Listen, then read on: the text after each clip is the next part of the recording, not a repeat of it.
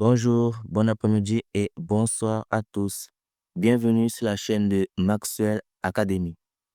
Aujourd'hui, sur cette vidéo, je vais faire l'introduction d'une nouvelle série de tutoriels qui va parler de la création d'une map pour son jeu vidéo. Alors, ce tutoriel, il vise plus les débutants et les intermédiaires. On va utiliser les notions de base que vous aurez peut-être appris. Ou pour ceux qui n'ont pas encore appris, vous allez découvrir beaucoup de choses sur la création de jeux vidéo. Le projet est déjà lancé. Je vais vous montrer un petit aperçu à quoi ça ressemble. Cette série de tutoriels sera divisée en deux grandes parties. Alors la première partie,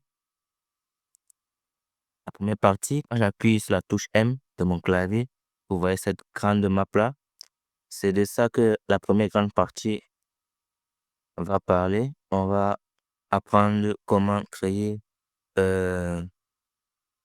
cette map-là. J'appuie sur la touche M encore et je ferme la grande map.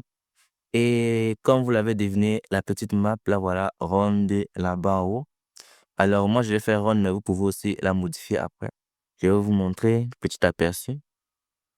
Alors, je pars dans mon matériel, je déconnecte ceci et j'applique et je lance.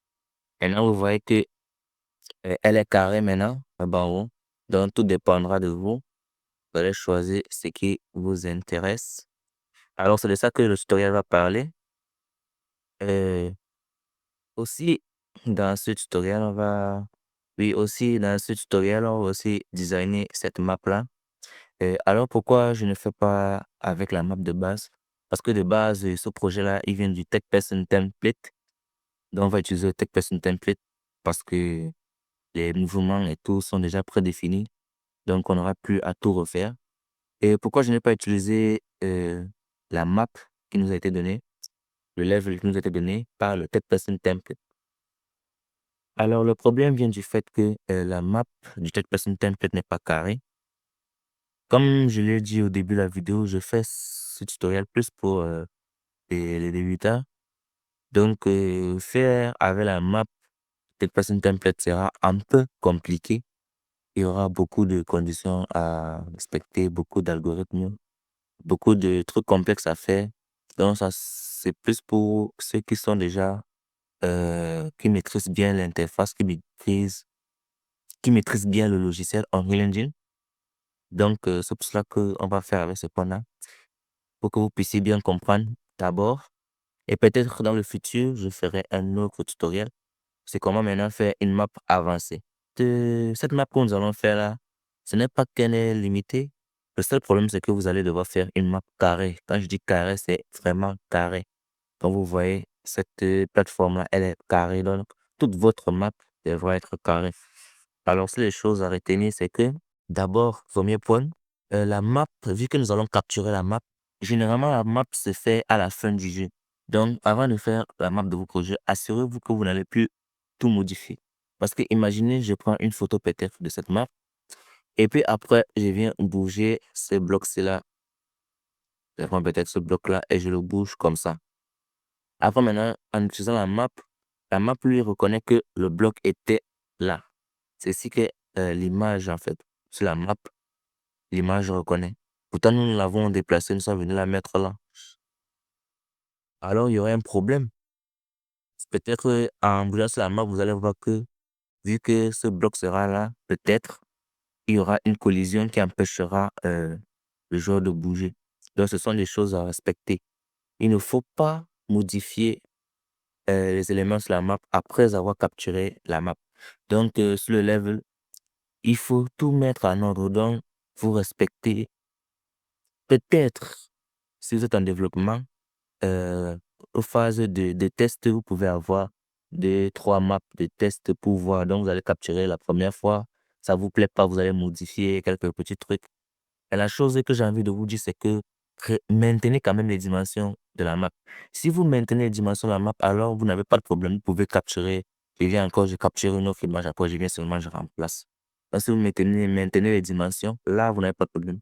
Vous pouvez juste capturer notre image, vous venez dans le widget, vous venez sur l'image, vous remplacez juste la texture que vous avez capturée et vous la mettez là-bas. Donc ça, ce sont des trucs que je voulais m'attarder sur ça parce que c'est très important.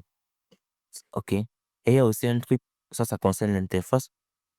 Vous allez remarquer que moi, si peut-être que je pars dans Content, je viens dans Tech Person, disons que j'ouvre peut-être le blueprint du Tech Person.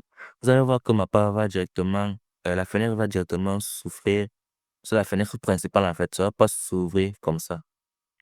Vous, si peut-être que vous avez, euh, vous installez Unreal Engine de base, elle va s'ouvrir comme ça, cette fenêtre-là.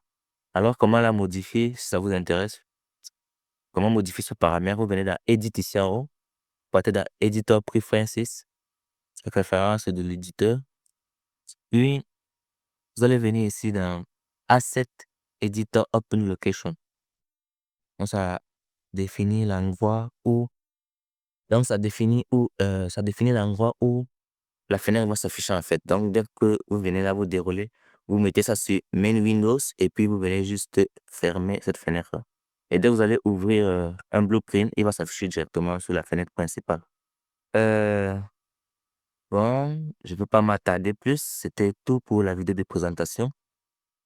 Aussi, avant de terminer, il y aura ce dossier-là que je veux mettre, ce dossier-ci, avec tous ces icônes-là. Je vais mettre le lien en description pour que vous puissiez y avoir accès. Et aussi, vers la fin du tutoriel, on va créer une deuxième map, comme je vous ai dit, mais aux mêmes dimensions. On va créer une deuxième map aux mêmes dimensions. Peut-être qu'on va ajouter de l'air, des arbres et quelques maisons avec une route. Tout ça là, on va faire une map assez sympa pour pouvoir montrer. Et non, je crois qu'on va faire pas avec les mêmes dimensions. Je crois qu'on va quadrupler même les dimensions pour que ça soit un peu plus grand. Comme ça, on pourra ajouter des maisons, même une montagne, si on a le temps. Et si j'ai le temps, je vais aussi faire un matériel d'eau. Comme ça, je pourrai vous montrer comment créer tout cela. Si ça vous intéresse, mettez seulement ce qui vous intéresse dans les commentaires. Et puis, je m'attarderai sur ça et on avancera avec tout cela. Merci, la vidéo est finie. Je vous dis ciao pour la prochaine vidéo.